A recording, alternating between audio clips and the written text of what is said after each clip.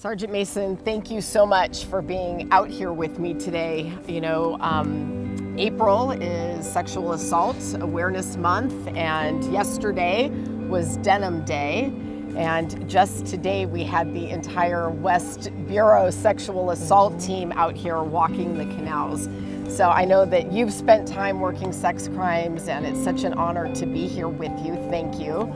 I know you've thought a lot about things that women can do to help stay safe, and wanted to ask you your thoughts on different types of tools and devices that might be useful to keep us safe in our communities. There is a device. The one that I know of is Hoodie. I'm not sponsoring any device, but it's basically an electronic device that you would clip on your belt. And when you feel like you're in an emergency situation, you remove the bottom. And it's a loud noise, and it brings a flashing light, and it brings a lot of attention.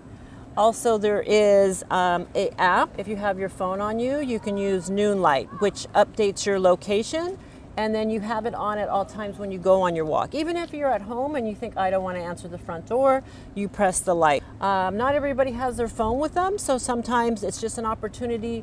You can go to any little doggy store, and on my dog pack, I have a mace, a really loud whistle, and I have a little light that flashes colors. This brings a lot of attention to you, so it's a deterrent.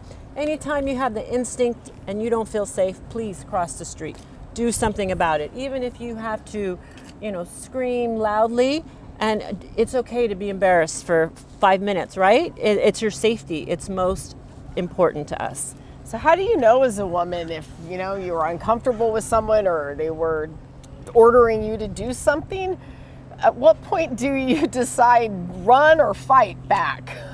I think your instinct is your best asset to have, and it is to fight and get out of there. Not to fight always to win, but to fight and get out of there. Your elbows and your knees are great tools. We all have them. There's always classes offered for people in defense, but I think your own weapons, your instinct is your best tool to have.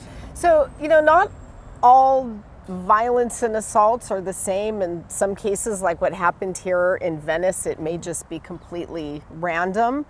But in a lot of cases, assaults and violence can stem from intimate partner or domestic violence type relationships. Are there tips or tools for women who may be at higher risk that you could share with us? There's always to going to the courts if you want to talk about restraining orders. And always maybe letting your neighborhood know. Your neighborhood is your strongest, ally, your community. And you can also let friends and family know what's going on and be in constant communication. If a woman was interested in getting a restraining order, where would they go for information about how to do that? Do they need to get a lawyer? Can they talk to a police officer?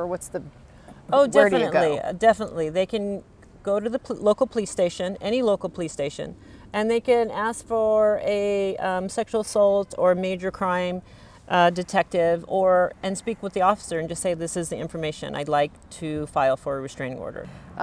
One thing I have heard is that they don't want to report it. They're afraid to report it. They're not sure if they'll be believed if they do. What would you say to someone that may be afraid to come forward? As a professional organization, I believe that we have outstanding people that specialize in this sensitive area. And to take the time and to really listen and hear what the person has to say is really important. And we will walk them through it. We will hold their hand. We will be there for them. It is a sensitive situation, and we want to respect their confidentiality and their sensitive awareness. Please come forward. There should be no judgment on anything. It should just be about, getting you help and getting some closure and getting some answers for yourself. Yeah. This has obviously been a really rough few weeks here in Venice, and certainly for women in the canals. And, I just want to again commend LAPD for the prompt arrest of the suspect in that case. And I know folks are feeling somewhat relieved. But do you have any final thoughts or tips for women in our community on things they can do to stay safe? I believe that we are stronger together, and your community is your strongest asset. So whether you tell your neighbors, you know what's going on in your neighbors, you know when something doesn't feel quite right. And I think the community coming together with the police was outstanding. So thank you as well, Tracy. That really meant a lot. And I think we have a strong community here and people came together, and we will continue to bridge this. We will work together to be stronger together. Well, Sergeant Mason, thank you so much.